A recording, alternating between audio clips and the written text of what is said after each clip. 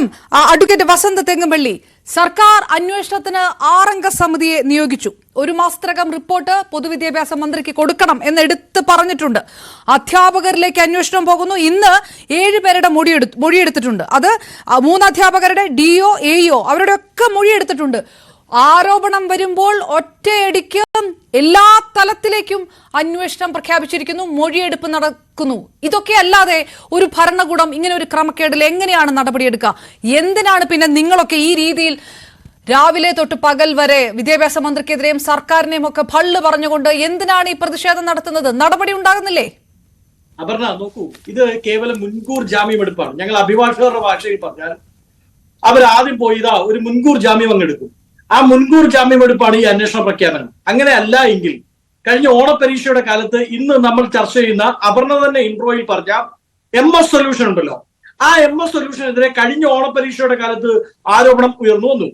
അങ്ങനെ ആരോപണം ഉയർന്നു വന്നപ്പോ ഇന്ന് നമ്മളെയൊക്കെ കണ്ട വിദ്യാഭ്യാസ മന്ത്രി ഉണ്ടല്ലോ, അദ്ദേഹം അഭ്യാസത്തിന്റെ മന്ത്രിയാണ് എന്നാണ് പൊതുവിൽ പറയുന്നത്, എന്താ വാട്ട് എവർ ഇറ്റ് ഈസ്, അദ്ദേഹം അന്ന് അദ്ദേഹത്തിന്റെ കീഴിലുള്ള വകുപ്പ് അന്വേഷണം പ്രഖ്യാപിച്ചു. കൊടുവള്ളി DO വളരെ കൃത്യമായി വിദ്യാഭ്യാസ വകുപ്പ് മന്ത്രിക്ക് റിപ്പോർട്ട് കൊടുത്തു. ആ റിപ്പോർട്ടിന്മേൽ ക്രിസ്മസ് പരീക്ഷയുടെ കാലമായി ഇതുവരെ അടയിരിക്കുന്നതല്ലാതെ, അതിന്മേൽ കയറി അടയിരിക്കുന്നതല്ലാതെ ഒരു നടപടി പോലും ഈ വിദ്യാഭ്യാസ വകുപ്പോ ഈ വകുപ്പിന്റെ മന്ത്രി നമ്മുടെ പ്രിയപ്പെട്ട ശിവൻകുട്ടിയോ എടുത്തിട്ടില്ല. അതുകൊണ്ടാണ് ഞങ്ങൾ പറയുന്നത് ഈ അന്വേഷണം വെറും പ്രഹസനം മാത്രമാണ്. കൃത്യമായി സർക്കാരിന്റെ വലിയ വീഴ്ച ഈ വിഷയവുമായി ബന്ധപ്പെട്ടുണ്ടായിട്ടുണ്ട്. നമുക്കറിയാമല്ലോ, നെറ്റ് എക്സാമിന്റെ പ്രശ്നമുണ്ടായപ്പോ ഇവിടെ ഉറഞ്ഞു തുള്ളിയ SFI ഇന്ന് എവിടെയാണുള്ളത്?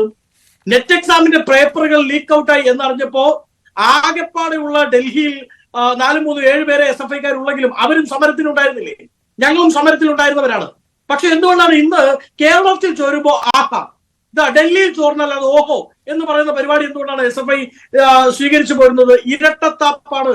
ഇതുമായി ബന്ധപ്പെട്ട് ഞങ്ങൾ കൃത്യമായ ആരോപണങ്ങളാണ് ഉന്നയിച്ചു വരുന്നത്. ന്യൂജൻ എഡ്യൂക്കേഷൻ എറയിൽ കുറെ ഓൺലൈൻ എഡ്യൂക്കേഷൻ സ്ഥാപനങ്ങൾ കടന്നു വരുന്നു. അവർ മുമ്പില്ലാത്തതിനേക്കാൾ വലിയ പ്രോഫിറ്റ് ഉണ്ടാക്കുന്നു, കോവിഡിന് കാലത്തും കോവിഡിന് ശേഷവും. നമുക്കറിയാമല്ലോ, അപർണയും ഞാനും ഒക്കെ റോട്ടിലൂടെ പോകുമ്പോൾ പണ്ട് നമ്മൾ കണ്ടിരുന്ന കട്ടിങ്സ് എന്തിന്റെ ആയിരുന്നു, പരസ്യങ്ങൾ എന്തിന്റെ ആയിരുന്നു, ചില ജുവലറിയുടെ, റെസ്റ്റോറന്റ് ഷോപ്പുകളുടെ ആയിരുന്നു. ഇന്ന് നമ്മൾ കാണുന്ന പ്രമാദമായി 2 എണ്ണത്തിനാണ്. ഒന്ന് ഏതെങ്കിലും എഡ്യൂക്കെയർ ആപ്പിന്റെ, അല്ലെങ്കിൽ ഏതെങ്കിലും എഡ്യൂക്കേഷൻ ഇൻസ്റ്റിറ്റ്യൂഷന്റെ, അല്ലെങ്കിൽ ഹോസ്പിറ്റലുകളുടെ. അപ്പോ അത്രമാത്രം വലിയ വ്യവസായ സ്ഥാപനമുള്ള, അത്രമാത്രം വലിയ വ്യാകരണത്തിൽ വ്യവസായത്തിന് സാധ്യതയുള്ള മേഖലയായത് മാറി. നല്ല കാര്യമാണ്, അതിനെ നമ്മൾ അപമാനിക്കേണ്ട കാര്യമില്ല. പക്ഷേ ഗവൺമെന്റ് സാലറി പറ്റിയിട്ട് ഈ എഡ്യു ആപ്പുകളിൽ പോയി വർക്ക് ചെയ്യുന്ന ടീച്ചർമാരുണ്ട്. അതിൽ കൂടുതലും ഇടതുപക്ഷ സംഘടനയുടെ ഭാഗമാണ്. അവർക്കെതിരെ ആക്ഷൻ എടുക്കാൻ ഈ സർക്കാരിന്റെ മുട്ടുകാൽ ഇങ്ങനെ അങ്ങ് വിറയ്ക്കും. എന്തുകൊണ്ടാണെന്നറിയാമോ? ഈ സംഘടനാ നേതാക്കൾ ചൂണ്ടുവിരൽ ചൂണ്ടിയാൽ അത് അതേപടി നോക്കി അതേപടി പ്രവർത്തിക്കുന്ന ആളാണ് വിദ്യാഭ്യാസ മന്ത്രി. ഈ സർക്കാരിന് പറ്റിപ്പോയത് എന്താന്ന് വെച്ചാൽ, തക്കാളിപ്പെട്ടിക്ക് പോലും സംരക്ഷണം കൊടുക്കാൻ പറ്റാത്തൊരു മന്ത്രിയെ ഗോദ്രേജ് പോയിട്ടുള്ള പെട്ടിക്ക് സംരക്ഷണം കൊടുക്കാൻ വേണ്ടി മന്ത്രിയാക്കി വെച്ചു ശിവൻകുട്ടിയെ. അതാണ് പറ്റിയത്. ഇന്ന് മന്ത്രി പറയുകയാണ് കേട്ടോ വലിയ വാക്കില്, അന്വേഷണത്തിന് ചില രഹസ്യാത്മകതയൊക്കെ ഉണ്ട്. ആ രഹസ്യാത്മകത ഉള്ളത് കൊണ്ട് അന്വേഷണത്തിന്റെ കാര്യങ്ങൾ വെളിയിൽ വിടാൻ പറ്റില്ല പൂർണ്ണാർത്ഥത്തിൽ എന്നാണ് പറഞ്ഞത്. നോക്കൂ, ചോദ്യപേപ്പറിന്റെ രഹസ്യാത്മകത സംരക്ഷിക്കാൻ പറ്റാത്ത, ചോദ്യപേപ്പറിന്റെ രഹസ്യം മുഴുവൻ നാട്ടിൽ പാട്ടാക്കി പരസ്യമാക്കിയ മന്ത്രിയും മന്ത്രിയുടെ വകുപ്പും പറയാണ് അന്വേഷണത്തിന് ചില രഹസ്യാത്മകത ഉണ്ടെന്ന്. സമ്പൂർണമായി വിദ്യാഭ്യാസ വകുപ്പിന്റെ വീഴ്ചയാണ്.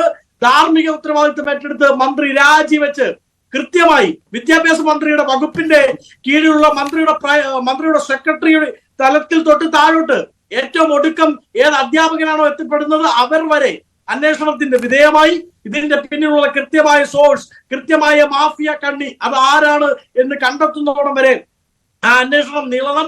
അങ്ങനെ നീളണമെങ്കിൽ ഈ സർക്കാരിന്റെ കീഴിലുള്ള ഒരന്വേഷണത്തിലും ഞങ്ങൾക്ക് വിശ്വാസമില്ല. കാര്യം ഈ സർക്കാരിനെ നിയന്ത്രിക്കുന്നത് സംഘടനാ നേതാക്കളാണ്. അവർ തന്നെയാണ് ഇതിൽ പ്രതിചേരാൻ പോകുന്നത്.